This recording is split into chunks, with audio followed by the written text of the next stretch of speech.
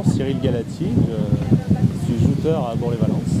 Alors l'entraînement, ça doit faire 5-6 ans et ça fait 15 ans que je pratique le sport. C'est le même principe que la joute à cheval au Moyen-Âge. On a deux bateaux avec un jouteur de chaque côté et le but est de faire basculer l'adversaire à l'eau sans faire de faute.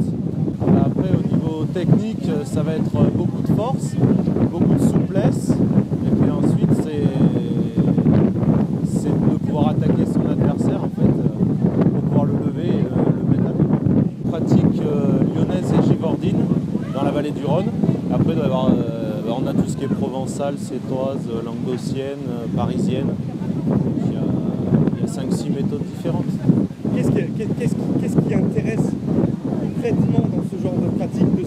C'est une pratique sportive de toute façon, mais qu'est-ce qui donne de l'intérêt à ce sport? Là, c'est vraiment le duel 1 contre 1, quoi. Il n'y a pas d'échappatoire. C'est vraiment la lutte avec soi-même, avec son corps et puis avec l'adversaire. D'accord. On voit donc deux barques avec un bateau au centre. Le petit bateau orange, qu'est-ce qu'il a comme mission en fait? C'est le sauvetage en fait. Donc il a pour but de récupérer le jouteur qui tombe à l'eau et si besoin venir apporter secours ou soins. Il y a souvent des accidents en joute? Non, pas d'accident, mais c'est essentiellement les personnes qui tombent à l'eau. Donc les ramasser le matériel qui casse. C'est assez complémentaire avec tous les sports, on va dire, qui se pratiquent l'hiver, parce que celui-ci se pratique que l'été. Donc on est essentiellement des rugbyman à pratiquer la joute, parce que les deux saisons s'enchaînent en fait. Ça permet d'avoir une activité et ça permet de se connaître aussi. Il faut avoir de la force, il faut avoir de la souplesse. Et après, il faut surtout venir essayer, quoi. Il n'y a qu'en montant sur le bateau qu'on voit comment ça se passe, quoi. Pour pratiquer les joutes à Bourg-les-Valences, il faut contacter qui et comment? Donc après, on a la municipalité qui a nos coordonnées, moi-même ou notre président ou nos autres membres, quoi. Ou après, tout simplement, venir un lundi soir ou un jeudi soir, ici même, et venir nous rencontrer directement. Donc on pratique au sol et également sur le bateau. Donc c'est là où on peut faire essayer. Bon, eh bien on va inviter l'ensemble des bombardés à venir vous voir alors du coup. Exactement. Ça marche. Qu'on puisse gonfler tous les effectifs et faire que le sport perdure.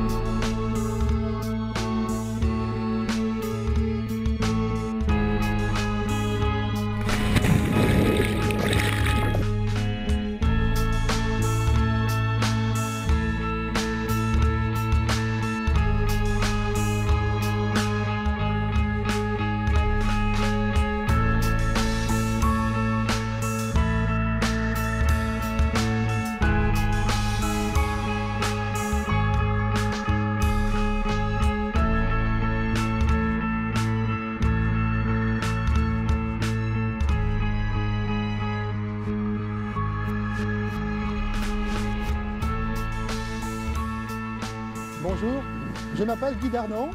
Je suis à la fois le président du club de joute de Tintournon, mais je suis également le président du comité sud de joute qui rassemble les clubs de joute de Drôme, d'Ardèche et de Vaucluse, c'est-à-dire Serrières, Tintournon pour l'Ardèche, La Roche-de-Glun ainsi que Bourg-les-Valences pour la Drôme et l'Isle-sur-la-Sorgue pour le Vaucluse. Sur le Rhône, me demandez depuis quand ça existe, depuis certainement très longtemps. Lorsque vous recherchez des archives, sur le haut Moyen-Âge, vous retrouvez des pratiques de la joute dans les principaux ports du Rhône, Tournon, Valence, Lyon. On a donné des spectacles de joute, par exemple à Tournon, lorsque François Ier revenait chercher ses fils qui étaient en captivité après la défaite de Pavie. Voyez-vous, la joute fait partie, c'est inscrite dans notre histoire depuis excessivement longtemps. J'ai presque envie de dire, la joute existe depuis que le Rhône est là. En Drôme, le nombre d'adhérents est fort limité. La joute est un sport qui demande énormément de capacité physique, de rigueur, et c'est un sport, j'ai envie de dire, un sport d'élite, très élitiste, donc forcément un sport de combat. Et ce ne sont que des minorités qui s'affrontent toutes les semaines, mais c'est l'élite qui s'affronte. Vous dire combien de licenciés? Fort peu. Oui, il en faudrait plus, parce que la joute, qui était un sport excessivement répandu, aussi bien sur le bassin rhodanien qu'en Picardie, parce que lorsque je parle de joute, je parle de joute rhodanienne. C'est-à-dire que la joute rhodanienne, c'est la méthode givordine et lyonnaise, qui sont quasiment les mêmes, mais ces méthodes étaient très très répandues sur les bassins picards, sur les bassins rhodaniens, de Bourgogne, ainsi que sur le bassin de la Loire, jusqu'à Orléans. Et le comité sud de joute a un projet, je n'ai plus envie de dire qu'il est ambitieux, parce qu'il est déjà bien avancé, mais c'est un projet qui vise à inscrire la joute dans le 21e siècle. Qu'est-ce que cela veut dire? La joute est un sport confidentiel, mais ça veut être aussi un sport spectacle. Notre projet, c'est de faire, parallèlement à la compétition, de grands spectacles dans les beaux sites de la vallée du Rhône. Lyon-Confluence au pied du musée Guggenheim, à Tintournon au pied de l'Ermitage, en Avignon au pied du pont d'Avignon-Saint-Bénézet, voire plus bas à Montpellier qui est inscrit dans le cadre du plan Rhône. S'inscrire dans le 21e siècle, c'est d'abord avoir des bateaux propres. Notre partenaire, qui est CNR, produit de l'énergie propre, de l'énergie électrique à partir du Rhône. On a pensé qu'il était judicieux de rendre au Rhône ce qui lui appartenait. Ça veut dire que nous allons utiliser des bateaux à propulsion électrique. Inscrire nos bateaux dans le 21e siècle, les inscrire avec les matériaux du 21e siècle, c'est-à-dire le bois, les matériaux composites, le carbone, le liège, et réaliser de belles embarcations avec une ligne très contemporaine.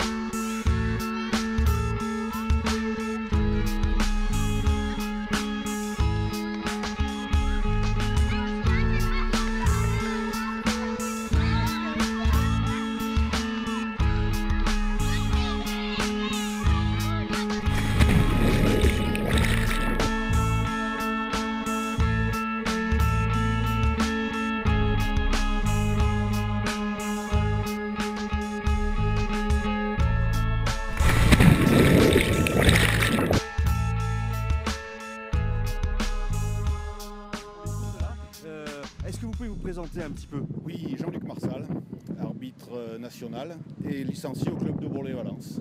D'accord, vous êtes arbitre aujourd'hui, alors le rôle de l'arbitre c'est quoi? Alors l'arbitre officiel aujourd'hui, je ne fais pas partie du club pour arbitrer, je suis arbitre officiel. L'arbitre aujourd'hui c'est de regarder les fautes des jouteurs, puisqu'il existe 3 fautes principales.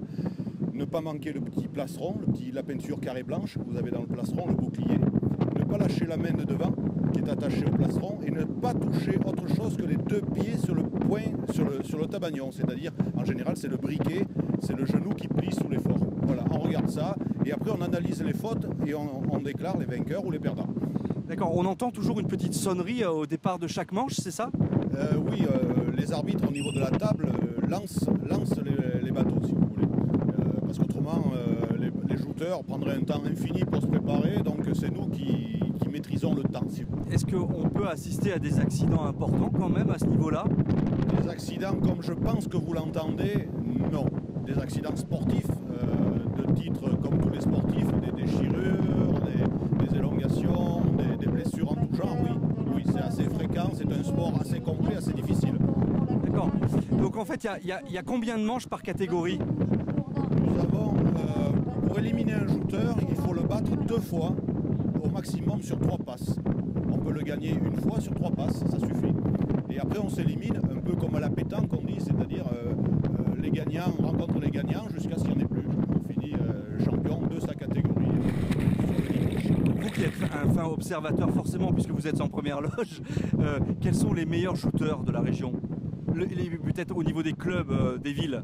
Au niveau des clubs, ça bouge énormément si vous voulez. Aujourd'hui nous avons des clubs, je ne vais pas parler du mien, mais on ne fait pas partie des plus mauvais. On a été quelquefois même très très bon. C'est lequel? Pour les Valences. Ouais. Pour les Valences, aujourd'hui la Roche-de-Glun est toujours un club sûr. Aujourd'hui nous avons Givors qui est un grand club, Vienne qui est peut-être un des meilleurs cette année, mais là je m'avance un peu, hein. On verra en fin de saison. Nous avons dans la vallée du Rhône de très très grands et très beaux clubs.